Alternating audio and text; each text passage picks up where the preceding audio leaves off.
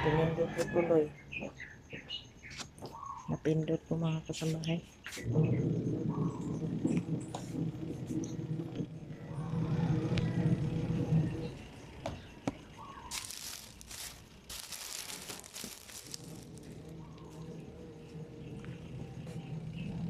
Wala tayong malagyan ng ating vlog.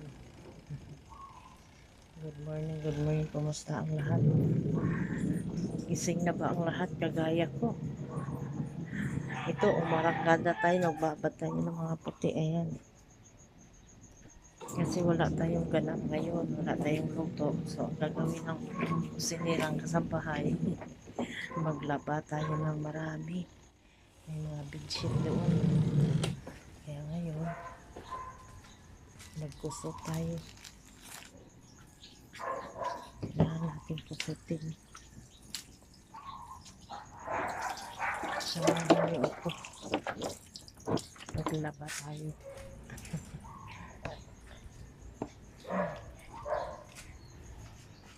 Alam mo, sa umaga, yan ang pag ngumiti ka, yan ang tinatawag na ngiti ng tagumpay ng buhay. Ano kaya dyan ko kayo ilagay? Sana huwag kayong malikot. Tilayo pa rin siya dyan ng isang sana hindi siya matali. Bakit ako baka dito mapunta yun sa tubig discovered. Naman sana. Wala na tayong magamitin cellphone.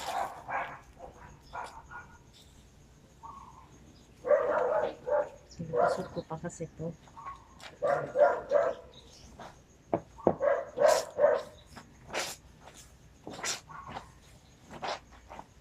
Mayroon pa naman din sila sa taas ng bahay. Kasi lang, tulog pa sila mga kasambahay. Kaya, gagawin natin. Siyempre, ano naman dito? Ito yung unahin natin. Maglaba.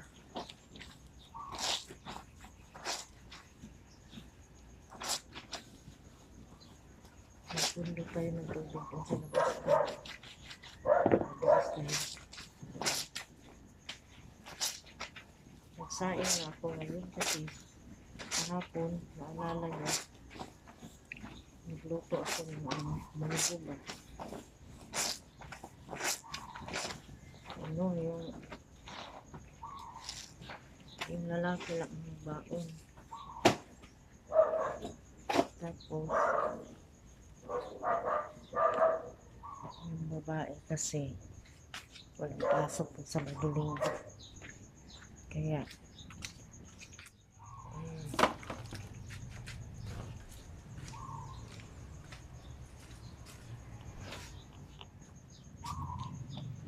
sana Lord, huwag naman matinda. Ayan. Walang pasok sa Linggo yung babae. Kaya,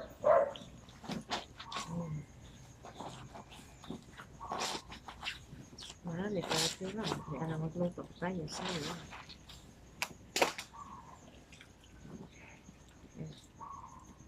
Yan ang kasabihan. Kung anong mayroon, nakainin.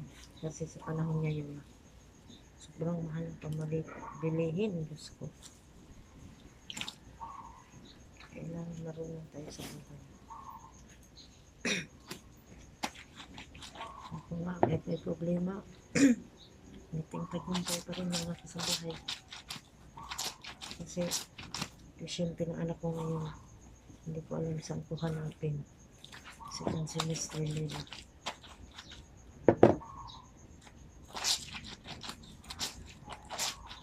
Sabi ko sa kanya, tawid sa nasa ano sila mga kasambahay.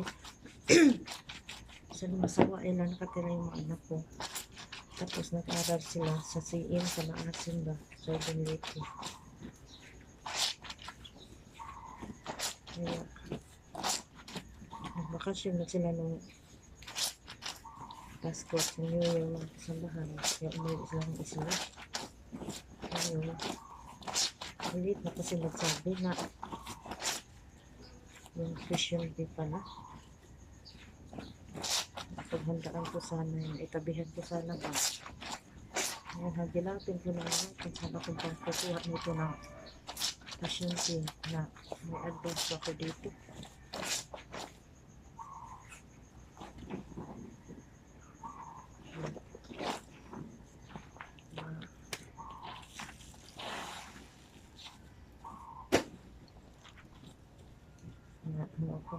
Isip ako ng malalim. Siyempre, ayun naman na hindi makapasok ang anak mo. Kailangan. Sabi ko, mangi ka sa papa mo. Sabi daw ng papa niya, sabi daw kami sa tuition fee. Sabi ko, sige. Ako ang tugimahin naman yung bahay. Kasi bayaran ng boarding house. 1.8 yata yung boarding house. 1.5, 1.6.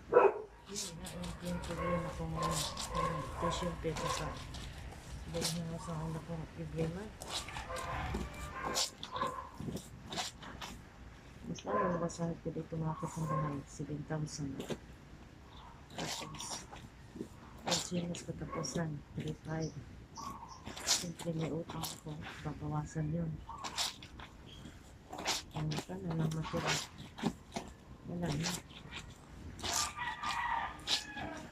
Kaya ako sumasali mag-vlog.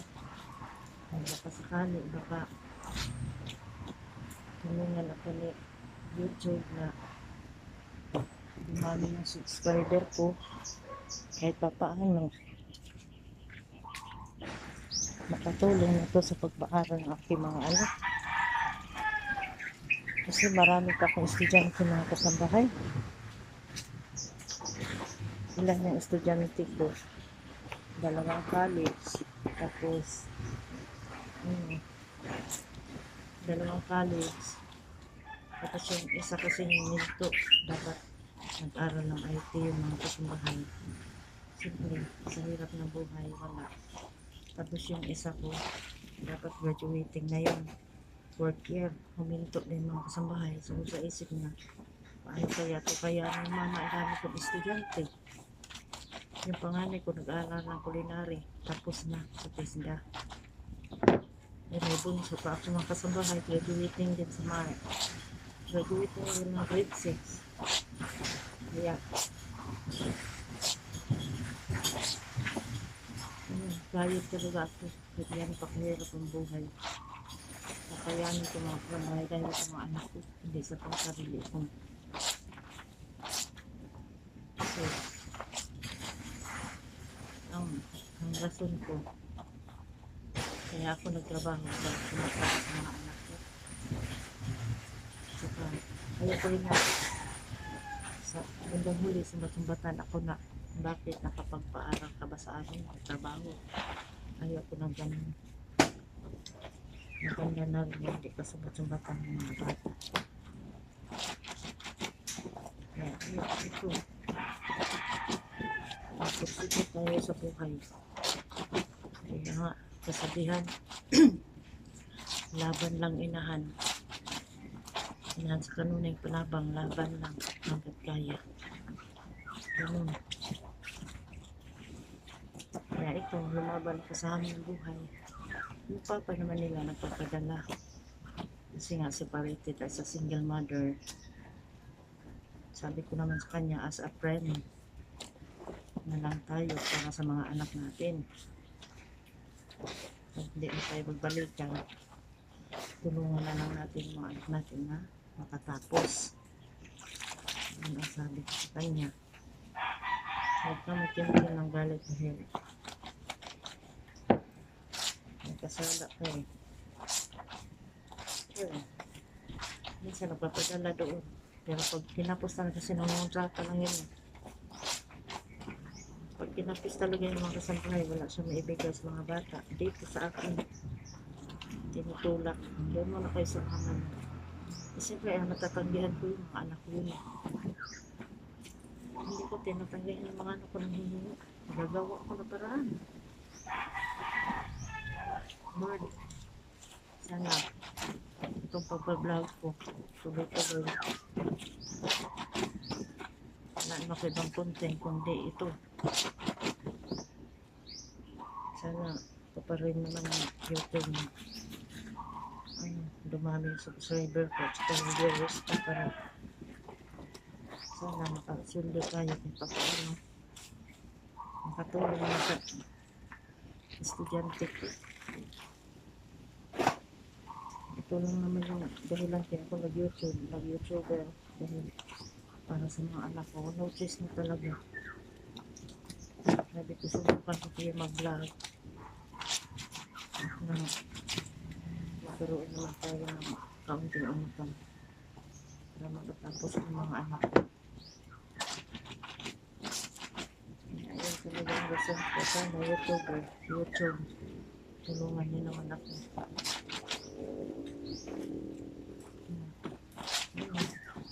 Yun nga. Lahat naman tayo na may pangarap sa mga anak natin. Kaya ito, yung pangarap ko. Sana matupad dito sa pagbablog ko. Na tapos lahat ng mga anak ko sa pag-aaral. Yung isa kong panganay babae, graduate din siya ng mga kasambahay, political science. First grade daw sa June. Sana Lord, bigyan mo yung anak ko ng maganda pang katawan.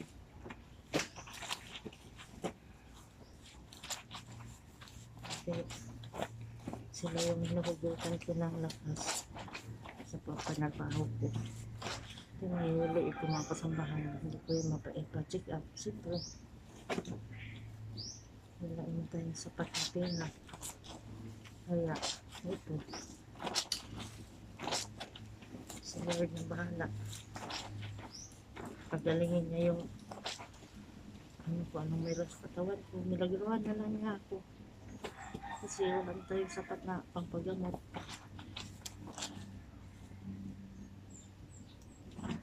So, unahin ko po. Ang dami kong Pag-inuuna ko yung sarili sa mga kasambahay. Ako pang kadalawa sa mga bata.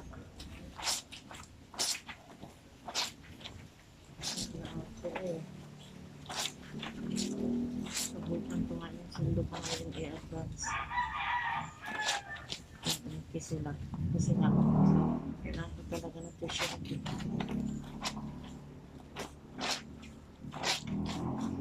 Yung papayag, nahiya lang ako kasambahay kasi last year. Hanggang isang buwan, starting yung pagpanabahan ko dito. Yun, hanggang December. Wala akong sinasahod. Buti nakiusap ako kasi nga pagpunta ako wala akong pera. Buti na hinayagan ako. Mayroon naman siyang binigay na yung kahalitay. Ibigay ako ng bonus 3,000. Sinadan ako doon kasi Christmas party, bayaran sa eskwelahan. Kulang ka talaga mga kasambahay. Ngayon, sabi ko nakiusap ako kasi nga magbagong taon ng Pasko hindi ako nakapadala sa mga anak ko ng Christmas nila. Ngayon, nakiusap ako, sabi ko sa bagong taon na lang kayo maghanda kasi nagpadala pala ng papa nila 6,000 kaya 1,000 nila walang panganda sa Pasko. Kaya nakiusap ako sa kanila sa awa ng Diyos, natupad naman yung pangako ko sa mga anak ko na sa bagong taon sila maghanda. Pinatigyan nila ako yung instead na bayad ko yung isang sahuran kasi December pa wala akong utang ko na para ngayon bagong ako sahod January ginawa ko na naman yung pagbahay. Siyempre mga anak ko wala pang bagong taon. Hindi ako, sandali ha.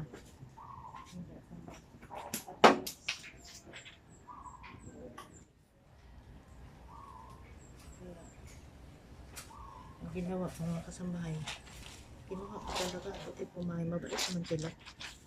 Ginawa ko yung nakiusap ako na pwede ba kunin ko yun. Sabi naman niya, sige ate, kasi 500 bawasan na lang natin ng 500. Sabi ko, lista na lang kasi hindi ko naglilista. Ilista na lang. Sabi ko sa kanya, bahala na makautang-utang mga kasambahay. Ang utang mababayaran. Importante yung mga anak natin, mapatapos natin mag-aaral. Diba? Kasi makautang tayo sa amo natin, okay lang yan kasi nagtrabaho naman tayo.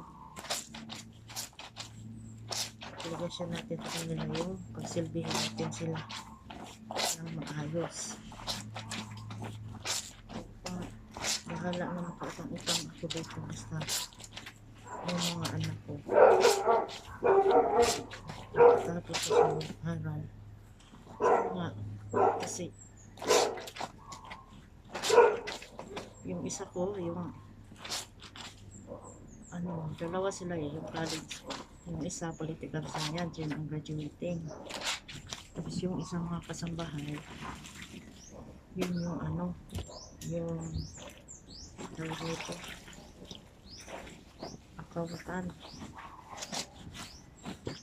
Sana yung portion mo civil engineer architect, kaso lang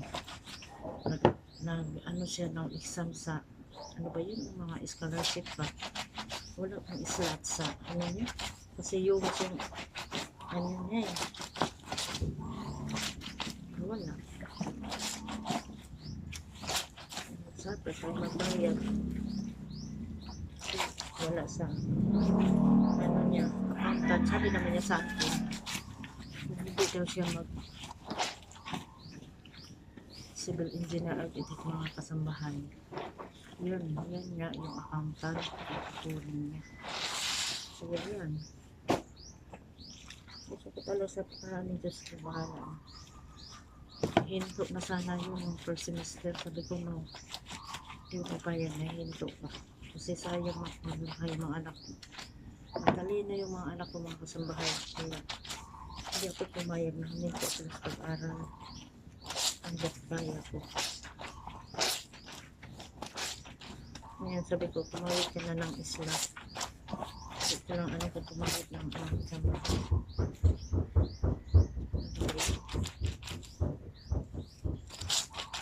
Parang may natutulog. Yun nga.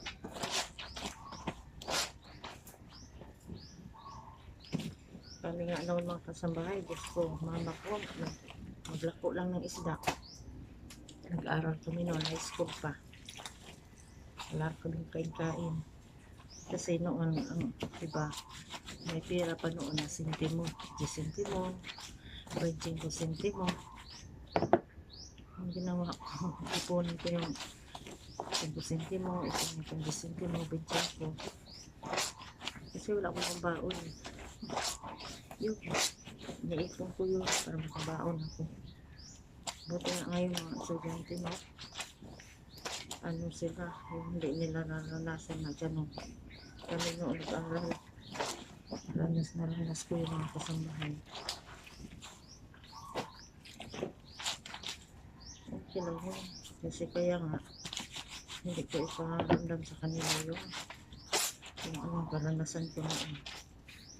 Yung maranasan din nila.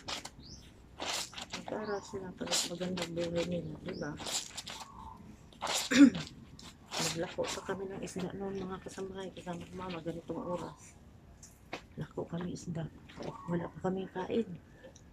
Punta kami sa ibang lugar para maubos yung kapiligan ng bigas sa umaga. Yun. Pag naubos yung isda namin paninda, matuwa na si mama kasi makabili nga kami ng 5 kami anak mo, maliliit akong pangalan. Matuwa yung mama ko sa bahay kasi nga makabili mo siya ng pagkain namin. Tapos sa gabi yun naman, mahangot na naman sa mga isda. Mailak ko sa umaga. Pag-anda to kami, pinapaaral. Hindi basta-basta yung buhay namin noon. I-estimate. Sabi ko sa kanila, hanggang kaya pa ng nanay na mag-aral ka na mabuti. Kasi wala naman kayo ibang ipamana kundi yun lang, magpaaral sa kanila. Diba? Ang isang magulang. Talaga 16 years old pa ako mga kasambay. Nagtrabaho na ako. Hanggat nag-asawa, nagkaroon ako ng mga anak. Hanggang ngayon, wala akong pahinga. Trabaho pa rin ako mga kasambay. Pagdating yung mga anak ko hanggat nag-aral ng college. Pero ngayon, 16 years old ako nagtrabaho. Estudyante ako mga kasambahay. Pag Sabado, naglalaba ako kasi parang may baon ako, may pambayad ako sa siyempre may pambili ako ng papel ballpen. Nung high school ako, yun, yung pinsan ko noon, pinsan ng papa ko, ano yun, mga kasambahay, tawagin ako, palabahin, maglinis. Natuwa na ako, bibigyan ako ng 150, 300, magtutuwa ko na yan. Kasi makabili, nakakuha ng pagkain, saka yung may sobra pa ako pambili gamit ko sa school. Ganun kahirap ang buhay namin noon. Kaya sabi ko sa kanila, kung anong mayroon, pagsagaan. Kasi huwag natin pilitin yung sarili natin na ano, yung ito. Kahit wala tayo, pipilitin natin. Kung anong mayroon lang, yun lang. Ganun yun.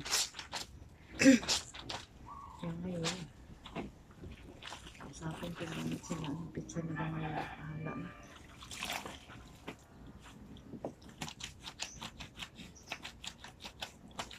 Tante, yung mga anak kong talaga mag-isa.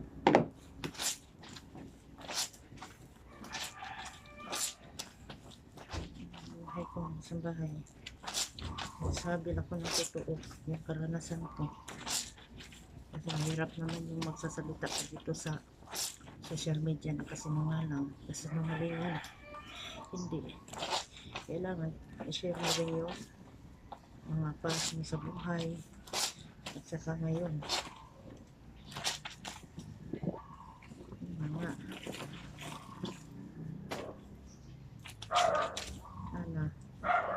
wala rin ni Lord na biglang dumami yung subscriber ko. Sana naman kayo mga nanonood dyan, subscribe niyo yung channel ko kasi sana naman makatulong kayo sa akin, sa mga anak ko. Sobrang tuwa ko nga na pinag-congratulate ako ni YouTube sa aking channel. Maraming salamat YouTube.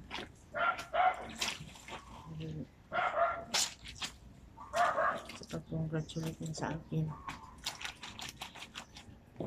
Magsipag lang talaga tayo. Kung nagtrabaho tayo ng amuhan, ito naman kung nag-YouTuber ka, magtrabaho din tayo.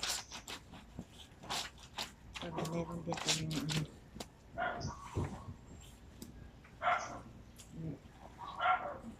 Walang imposible sa Panginoon. Walang kung ano, biyaya na binibigay natin sa araw-araw. Pagising sa panibagong buhay natin, lalo na ngayon sa itong 2025, na sana para tayo malusog. Walang mga sakot na dumarating. Kaya always pray. Ako naman, nagsisimba na ako linggo-linggo. Simba ko na mabaya. Pray to God na lang tayo kasi siya lang naman yung nakakaalam sa ating mga problema. Sa lahat ng mga ginagawa natin, sa pamilian natin, siya. Pero hindi hindi naman tayo perfecto, magkasala talaga tayo, no? Hindi naman tayo ng tawad.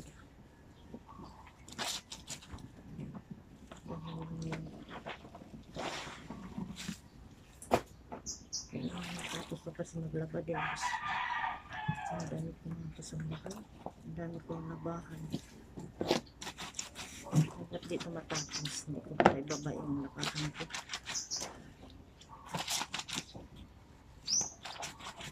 Mainit na ito kaya maaga yung araw. Maganda yung panahon. Kaya ako maaga naglaba.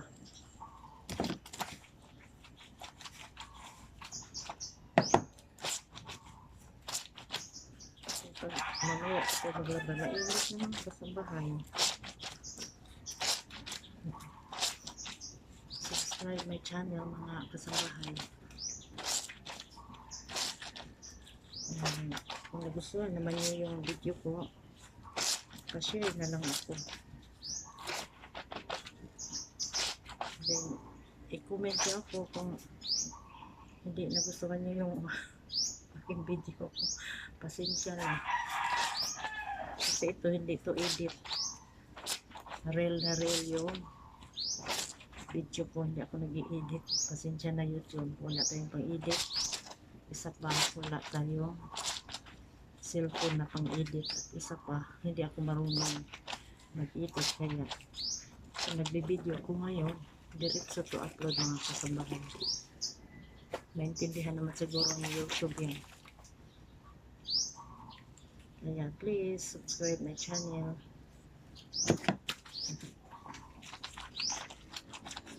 Kaya, laban ng inahan at kanunay. Dami ding lamok, pinakagat ako. Kanina pa ako maaga pa ayusin ako maglaba. Matagal na tayo kasi pinapusot pa ito.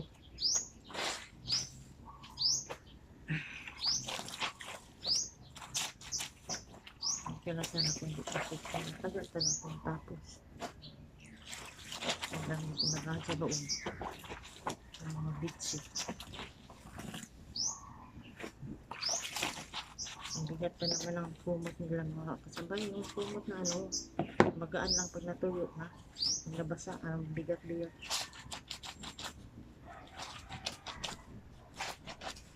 Pusok-pusok ito. Nakababad na yung puti.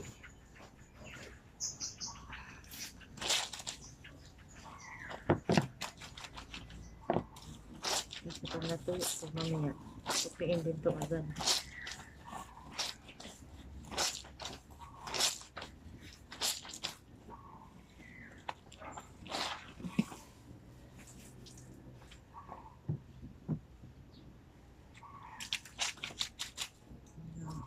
Ganito ang buhay ko. Hindi ko matanggal-tanggal dito dahil may utang tayo.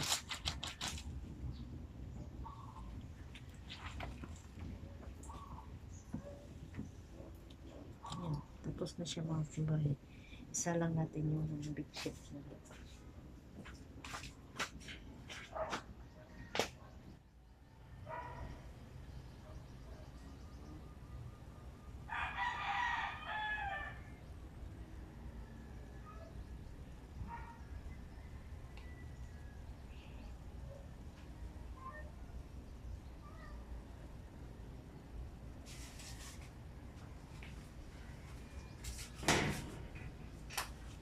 Isa lang natin to kasi para ano.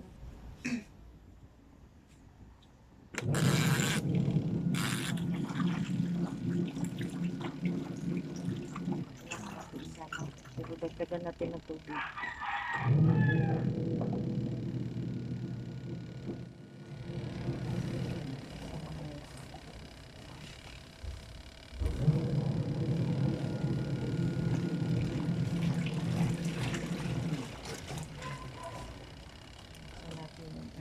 Gripo. Aray ko, Lord. Tagal natin ng tubig yung ano, waso.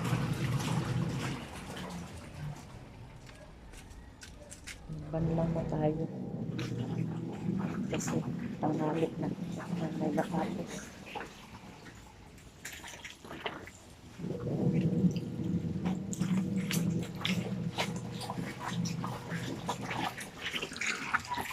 Pagdagan natin ng kanilang kasambahan sa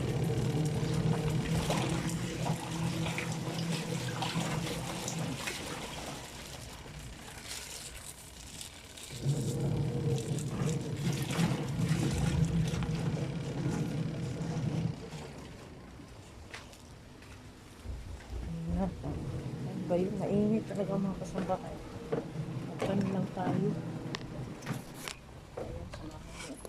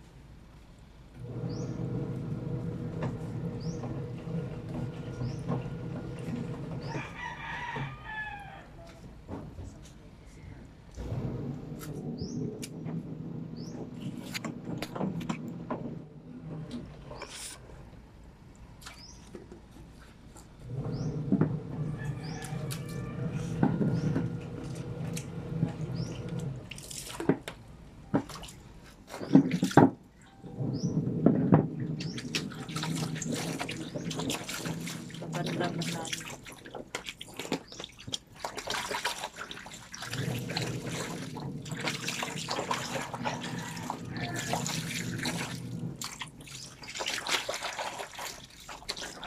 Tapos tayo. Mayroon pa tayo sa pinagbago. Ayan po yung kasambahan.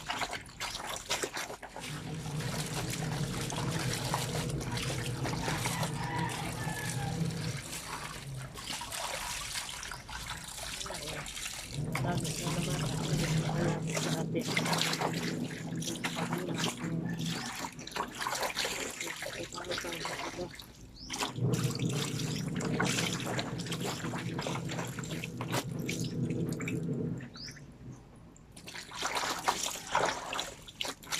Lulutuin niya yun. Maglinis.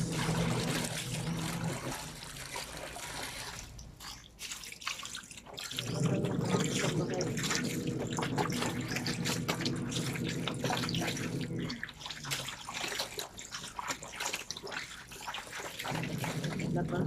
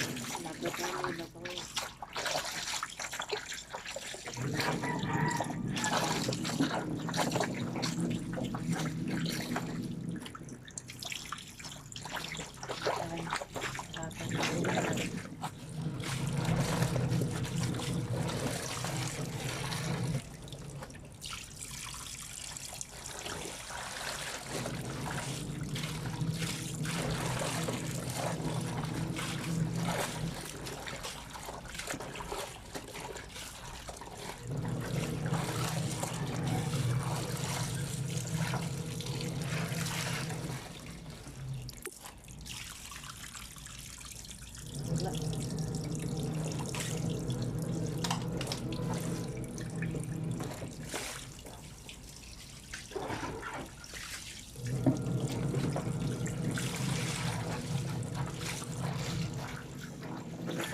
Huli ko na lang.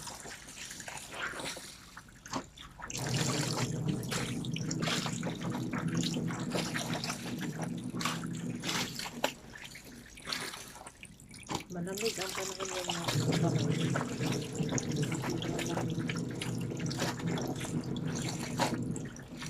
sa kando lang kasi piling ko mainit.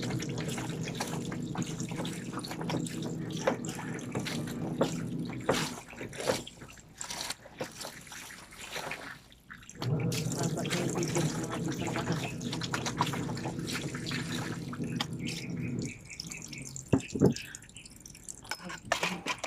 Paalam na ako sa inyo kasi mahaba na yung video ko. Hanggang dito na lang. Ingat kayo lahat. Mahal ko kayo. I love you all. Subscribe my channel and share my video. Thank you so much. God bless everyone.